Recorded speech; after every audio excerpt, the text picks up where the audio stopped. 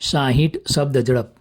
દીકરી એટલે સાપનો ભારો તેવી અત્યંત રૂઢિચુસ્ત, અત્યંત નિમ્ન કક્ષાની માનસિકતામાંથી સમાજ બહાર આવી રહ્યો છે અને હવે સમાજમાં ધીરે ધીરે પરિવર્તનનો સકારાત્મક પવન ફૂંકાવવા લાગ્યો છે. માતા પિતા દ્વારા દત્તક લેવામાં આવતા બાળકોમાં પણ દીકરીઓનું પ્રમાણ ખૂબ જ વધી ગયું છે. ગુજરાતમાં હાલ દત્તક લેવાના પ્રમાણમાં 10માંથી 6 દીકરીઓ હોય છે. આવતીકાલે નેશનલ ગર્લ ચાઇલ્ડ ડે છે, ત્યારે પરિવર્તનનો આ પવન રાહત અપાવનારો છે. ફકરો. ગુજરાતમાં 2023-24માં કુલ 110 બાળકોને દત્તક આપવામાં આવ્યા હતા.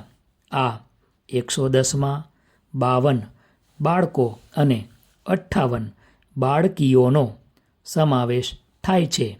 આ ઉપરાંત કુલ 15 બાળકોને વિદેશમાં રહેતા માતા પિતા દ્વારા દત્તક લેવામાં આવ્યા હતા.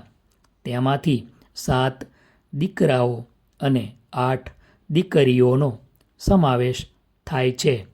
વર્ષ 2023-24માં સમગ્ર દેશમાં 1727 બાળક અને 2302 બાળકીઓ એમ કુલ 4029 બાળકોને દત્તક આપવામાં આવ્યા હતા. મોટાભાગના રાજ્યોમાં દત્તક સંતાન તરીકે દીકરી ઉપર માતા પિતા દ્વારા પસંદગી કરવામાં આવી હતી.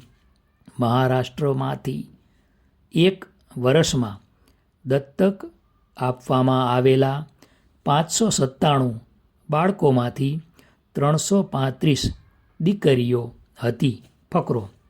2014-15થી 2023-24 દરમિયાન ગુજરાતમાંથી અંદાજે 998 બાળકોને માતા પિતાનો સાથ મળ્યો હતો. આ પૈકી 394 દીકરા અને 509 દીકરીઓનો સમાવેશ થાય છે.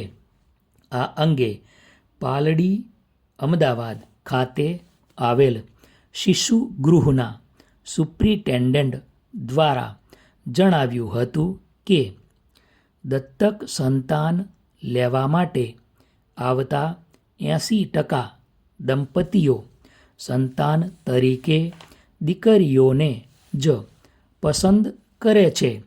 એટલું જ નહીં, અગાઉ પોતાનું ખુદનું સંતાન દીકરી હોય તો પણ બીજા સંતાન તરીકે દીકરી દત્તક લેવાનું પસંદ કરતા હોય છે. તેવા માતા પિતાનું પ્રમાણ ખૂબ વધી રહ્યું છે.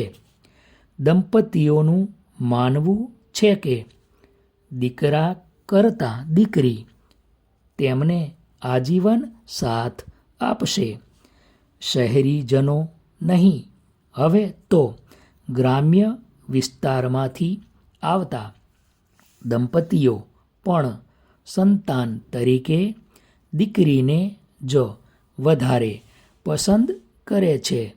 તેઓ એટલે સુધી કહે છે કે આ દીકરીને ખૂબ જ ભણાવી ગણાવીને પગભર બનાવીશું.